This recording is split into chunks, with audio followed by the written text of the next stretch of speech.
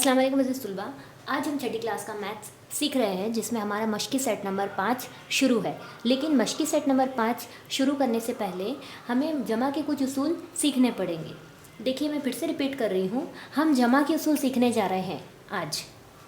देखिए, सबसे पहले देखिए, यहाँ पर मैंने पहले से लिख के रखा है, अगर हमारे पास में दो अदद ऐसे हैं जो जमा वाले हैं तो हमें क्या करनी पड़ेगी, हमें उसकी जमा करनी पड़ेगी।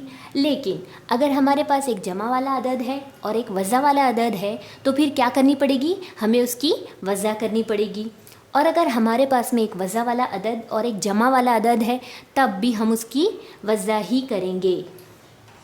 अच्छा, हमारा आखिरी उसूल देखिए, अगर हमारे पास दो ऐसे अदद हैं जो वज़ा वाले हैं तो हमें उसकी क्या करनी पड़ेगी, हमें उसकी जमा करनी पड़ेगी। देखिए, इसी चीज़ को मैं आपको एक एग्जांपल के ज़रिए समझाती हूँ। देखिए, सबसे पहले देखिए, हम लेते हैं 5 जो कि जमा वाले हैं, फिर हमने एक और नंबर लिया जमा वाले 3, तो अब हमें इसकी क्या करनी पड़ेगी, जमा जमा, तो हमें क्या करनी पड़ेगी, जमा ही करनी पड़ेगी। यहाँ पर हम लिख देंगे 8, लेकिन इसके साथ में अलामत कौन सी लगेगी, इसके साथ में अलामत लगेगी बड़े अदद वाली। बड़ा अदद कौन सा है, बड़ा अदद है 5, इसलिए अलामत लगेगी 5 की। अब देखिए, मैं ऐसे दो नंबर ले रही हूँ जो कि एक है जमा वाला। देखिए, फिर से हम लेते हैं जमा वाले 5 और अब हम इस बार लेंगे वज़ा वाले 3। अब बताइए, अब इसकी क्या होगी, दो नंबर है ना हमारे पास, एक जमा वाले है और एक वज़ा वाला अदद है, दो अदद है। अब हमें इसकी वज़ा करनी पड़ेगी। 5 में से जब हम 3 को घटाते हैं हमारे पास कितने बचेंगे, 2, क्योंकि वज़ा वाला अमल हुआ, वज़ा करनी पड़ेगी। ठीक है, अलामत कौन सी लगेगी, लेकिन अलामत लगेगी बड़े अदद की, यानी 5 की अलामत लगेगी जमा वाली। अब देखिए, हमारे पास में दो फिर से अदद है, वज़ा 7, ये मैं एग्जाम्पल के तौर पे ले रही हूँ, आप चाहे तो कोई भी नंबर का एग्जाम्पल लेकर इसकी प्रैक्टिस घर पर भी कर सकते हैं। अब देखिए, वज़ा वाले 7 है और जमा वाले 4। अब हमें इसकी क्या करनी पड़ेगी, हमें इसकी वज़ा करनी पड़ेगी। 4 में से जब हम 7 में से जब हम 4 को घटाते हैं हमारे पास कितने बचेंगे, हमारे पास बचेंगे 3, लेकिन अलामत कौन सी लगेगी, अलामत बड़े अदद वाली लगेगी, यानी वज़ा वाली। ठीक है, वज़ा की अलामत हमने लगा दिए। अब दो हम ऐसे नंबर लेने वाले हैं जो कि वज़ा वाले हैं। अब देखिए, वज़ा 3 और वज़ा 6। अब हमें क्या करना होगा, दो वज़ा वाले अदद है तो अब इनकी क्या होगी, अब इनकी जमा होने वाली है। 6 और 3 कितने होते हैं, 9। अलामत कौन सी लगेगी, बड़े अदद की, यानी अलामत यहाँ पर लगेगी वज़ा वाली। उम्मीद है आप लोगों की अलामतें समझ में आ गई होंगी। आप लोग चाहे तो उसका स्क्रीनशॉट लेकर रख सकते हैं। अब देखिए, आइए आते हैं हमारे मश्की सेट नंबर 5 की तरफ। वहाँ पर हमें 2 क्वेश्चन दिए गए हैं जिसमें से हम आज दोनों भी देखने वाले हैं। अब देखिए, सवाल नंबर 1 में हमें क्या दिया गया है, सवाल नंबर 1 में हमें सादा सा एकदम क्वेश्चन दिया गया है जमा वाला। चूँकि जमा वाला हमारा क्वेश्चन है तो वहाँ पर हमें 8 जमा 6 पहला सवाल दिया गया है, हमें 8 को जमा करनी है। थोड़ा छोटा सा मैं लिख रही हूँ, उम्मीद करती हूँ आप लोगों को नज़र आएगा। देखिए, 8 जमा 6 ये हमारा पहला वाला अदद है जिसकी हमें जमा करके बताना है हमारा हासिल जमा क्या होता है। देखिए, इसके 8 के साथ में कोई अलामत नहीं है, यानी ये कौन सा अदद हुआ, ये जमा वाला अदद हुआ। दरमियान की अलामत हमने जैसे कि वैसे लिखी। 6 के साथ भी कोई अलामत नहीं है, यानी ये भी जमा वाले 6 है।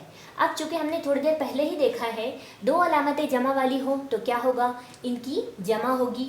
और अलामत कौन सी लगेगी, अलामत बड़े अदद वाली लगेगी, यानी 8 की अलामत है जमा, तो 14 के साथ कौन सी अलामत लगेगी, प्लस वाली, यानी जमा वाली। सवाल नंबर 2 की तरफ देखिए, सवाल नंबर 2 है हमारा 9 जमा वज़ा 3। अब इसको हम कैसे करेंगे, इसका भी वैसे ही करना है। यहाँ पर कोई अलामत नहीं है, यानी ये जमा वाले 9 है। दरमियान की अलामत हमने जैसे कि वैसे लिखी, फिर उसके बाद में वज़ा वाले 3 है। अब हमारे पास में दो ऐसे अदद है जिसके साथ में जमा की अलामत है एक के साथ और एक के साथ तफरीक की अलामत है। तब हम क्या करेंगे, तब हमें क्या करना होगा, अगर हमारे पास में दो ऐसे नंबर है जिनकी अलामतें मुख्तलिफ है तब इनकी वज़ा होगी।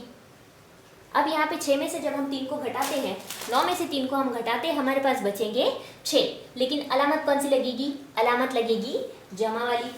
अब देखिए, हमारा सवाल नंबर 3, सवाल नंबर 3 है 5 जमा वज़ा 6।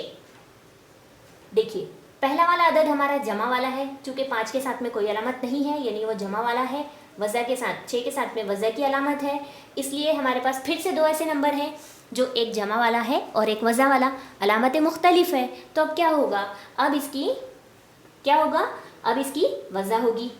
जब हम 6 में से 5 को घटाते हैं हमारे पास बचेगा 1, अलामत बड़े अदद वाली लगेगी यानी 6 की अलामत लगेगी वज़ा। सवाल नंबर 4 देखिए, सवाल नंबर 4 है वज़ा 7 जमा वज़ा 7 जमा 2। हमारे पास फिर से ऐसे अदद है जो एक जमा वाला है और एक वज़ा वाला। अब क्या होगा, जब अलामतें मुख्तलिफ हो तो फिर घटाया जाएगा यानी वज़ा होगी। अब 7 में से जब हम 2 को घटाते हैं हमारे पास बचेंगे 5, अलामत कौन सी लगेगी, अलामत लगेगी बड़े अदद वाली यानी वज़ा 5। सवाल नंबर 5 है हमारा वज़ा 8 जमा 0। अब 0 के साथ में कोई अलामत नहीं होती है, ना ही जमा की अलामत होती है ना ही वज़ा की अलामत होती है ना। तो इसलिए हमें ये चीज़ पता है कि जब हम 0 में कोई नंबर कोई अदद घटाते हैं या कोई अदद जमा करते हैं तो उसका जवाब जो का वही रहेगा, जैसे कि वैसे जवाब हमने लिख दिया वज़ा 8। ठीक है।